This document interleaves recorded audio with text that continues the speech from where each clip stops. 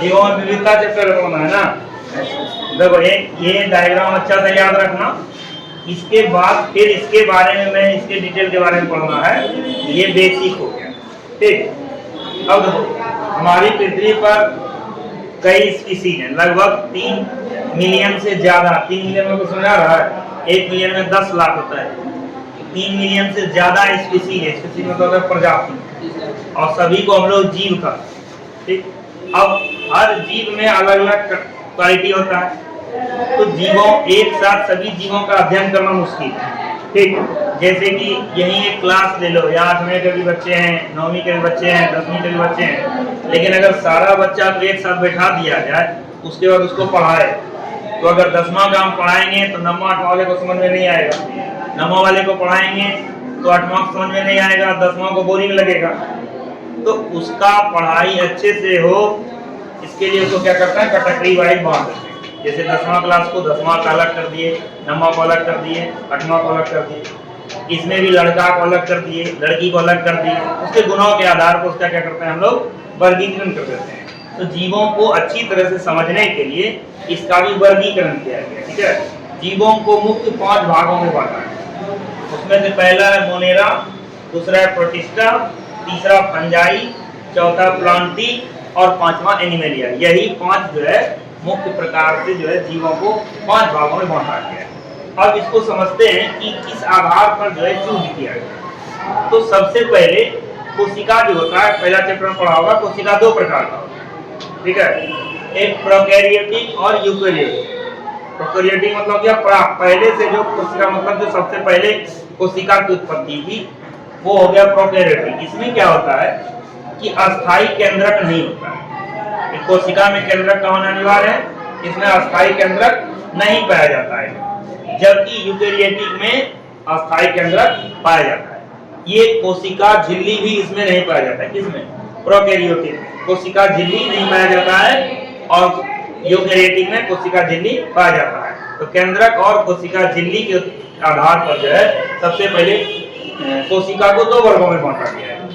एक हो गया एक प्रकार प्रोकैरियोटिक, दूसरा हो गया यूकेरियोटिक। अब प्रोकैरियोटिक में एक ही प्रकार के जीव आते थे, एक कोशिकीय, ठीक है। और उसमें से कौन आया, मोनेरा।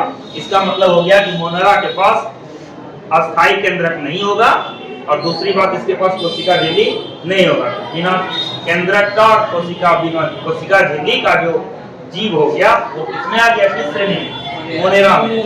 अब यूकेरियोटिक जो है, इसको यूकेरियोटिक जीवों को 2 भागों में बांटा गया। एक कोशिकीय, दूसरा बहुकोशिकीय। जो एक कोशिका है, अब एक है बहुत सारा कोशिका मिल के जो, हम लोग का शरीर क्या है, बहुकोशिकीय है।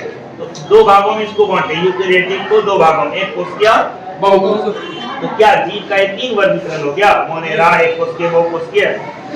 नहीं, कोशिका के मिलने से, ऊतक के मिलने से ही जो है अंग तंत्र का निर्माण होता है, फिर अंग का तब ना जो है अंग बना तो वो जीव बना। तो यहाँ इसका आधार नहीं बांटेंगे। एक कोशिकीय जीवों में आ गया प्रोटिस्टा, इसके पास केंद्रक भी है और कोशिका झिल्ली भी। इसके पास केंद्रक भी नहीं है और कोशिका झिल्ली भी नहीं है, और प्रोटिस्टा के पास केंद्रक भी है और कोशिका झिल्ली भी है, जबकि ये भी एक कोशिकीय जीव और ये भी एक कोशिकीय जीव। अब ये हो गया 2 प्रकार का जीव, एक हो गया मोनेरा और एक हो गया प्रोटिस्टा, दोनों ही एक कोशिकीय जीव, ठीक है। जब ये हो गया तुम्हारा केंद्रक रहित और कोशिका झिल्ली रहित, ये केंद्रक सहित और कोशिका झिल्ली, ये याद हो गया।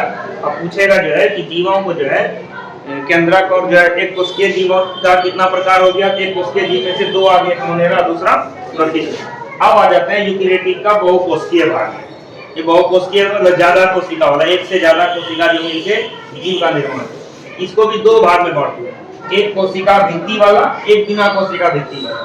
तो कोशिका भित्ति जो था, ये पादप कोशिका में पाया जाता है, पढ़ा होगा सब। कोशिका भित्ति किसमें पाया जाता है, पादप। ये जंतु कोशिका में नहीं पाया जाता है। तो कोशिका भित्ति सहित, इसका मतलब ये पादप से रिलेटेड होगा, ठीक है। तो कोशिका भित्ति सहित हो गया तुम्हारा पादप से रिलेटेड। अब इसको भी 2 भागों में बांटा है, एक जो प्रकाश संश्लेषण करता था और एक जो प्रकाश संश्लेषण की क्रिया नहीं करता था। कहने का मतलब जिसमें क्लोरोफिल पाया जाता था जिसमें क्लोरोफिल पाया जाएगा वो प्रकाश संश्लेषण की क्रिया करेगा, और जिसमें क्लोरोफिल नहीं पाया जाएगा वो प्रकाश संश्लेषण की क्रिया नहीं करेगा। तो यूकेरियोटिक में जो एक कोशिका था वो प्रोटिस्टा, यहाँ तो समझ में आ गया था। अब बहुकोशिकीय जीवों को फिर दो भाग में बांट दिया, किसमें एक कोशिका भित्ति वाला और एक बिना कोशिका भित्ति। कोशिका भित्ति वाला जैसे बोले समझ जाएंगे पादप से रिलेटेड, क्योंकि पादप कोशिका नहीं कोशिका भित्ति पाई जाती है, और जंतु कोशिका कोशिका भित्ति नहीं पाई जाती। तो बहुकोशिकीय जीव हो गया, तो बहुकोशिकीय जीव को दो भाग में बांटे, कोशिका भित्ति सहित, दूसरा कोशिका भित्ति रहित। तो कोशिका भित्ति सहित में भी दो प्रकार, एक प्रकाश संश्लेषण करने वाला, दूसरा प्रकाश संश्लेषण की क्रिया नहीं करने वाला। तो प्रकाश संश्लेषण की क्रिया करने वाले नहीं करने वाले को हम लोग बोलते हैं अंजाई। फंगस वगैरह देखा है ना, कवक वगैरह सब जिसमें आता है। तो प्रकाश संश्लेषण नहीं करने वाले जो है जीवों के समूह को हम लोग कहते हैं अंजाई, और जो प्रकाश संश्लेषण करने वाला जीव है उसको हम लोग कहते हैं प्लांटी। पौधा सब देखा है, पेड़ पौधा सब। अब इसका भी डिटेल पढ़ेंगे, ठीक है। अभी फिलहाल जो जीव को 5 भागों में बांटा गया उसके बारे में समझेंगे। ये हो गया कोशिका भित्ति सहित वाले में से दो, एक फंजाई और दूसरा प्लांटी। फंजाई ग्रुप में से प्रकाश संश्लेषण की क्रिया नहीं होती है, और प्लांटी ग्रुप में जो पौधे आते हैं उसमें प्रकाश संश्लेषण की क्रिया होती है। अब बिना कोशिका भित्ति वाला जो था उसमें जो है कैसे जीवों के समूह रखा गया, एनिमेलिया। ये जितना भी प्रकार का जंतु देख रहा है ना, स्तनपायी, बिना स्तनपायी, रेंगने वाला, पानी में रहने वाला, उड़ने वाला, जितना भी प्रकार का जंतु देखता है वो सब आ गया किसमें, एनिमेलिया में। इस प्रकार जो है जीवों को कितने मुख्य भागों में बांटा गया, 5 भागों में बांटा गया। पहला कौन, मोनेरा, दूसरा प्रोटिस्टा, तीसरा अंजाई, चौथा प्लांटी, पांचवा एनिमेलिया। आधार क्या था, सबसे पहले हम लोग जीव को जो बांटना शुरू किए, कैसे बांटना शुरू किए, दो आधार बनाए, एक प्रोकैरियोटिक और दूसरा यूकेरियोटिक। तो प्रोकैरियोटिक में कौन सा आया, एक कोशिकीय जीव, एक कोशिकीय जीव में कौन सा आया, मोनेरा। अब प्रोकैरियोटिक को दो भागों में फिर बांटा गया, वो देखते गए प्रोकैरियोटिक कितना भाग में टूट सकता है, तो दो भागों में टूटा, किसमें किसमें, एक कोशिकीय, दूसरा बहुकोशिकीय। तो एक कोशिकीय में कौन आ गया, प्रोटिस्टा आ गया, ठीक है। अब बहुकोशिकीय को भी दो भाग में बांट दिए, एक कोशिका भित्ति रहित, एक कोशिका भित्ति सहित। तो कोशिका भित्ति सहित जो था वो भी दो भागों में बंट, कोशिका भित्ति सहित जो था दो भागों में बंट गया। एक कौन, प्रकाश संश्लेषण क्रिया नहीं करने वाला, दूसरा करने वाला। नहीं करने वाला क्या बन गया, अंजाई, करने वाला क्या बन गया, प्लांटी।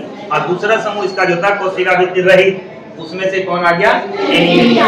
ये जीव का जो है ना, जीव को मुख्य रूप से यही 5 वर्गों में बांटा गया। चलो एक बार फिर से रिपीट करो, कौन कौन था, पहला दूसरा, तीसरा, चौथा, पांचवा, क्लियर है। चलो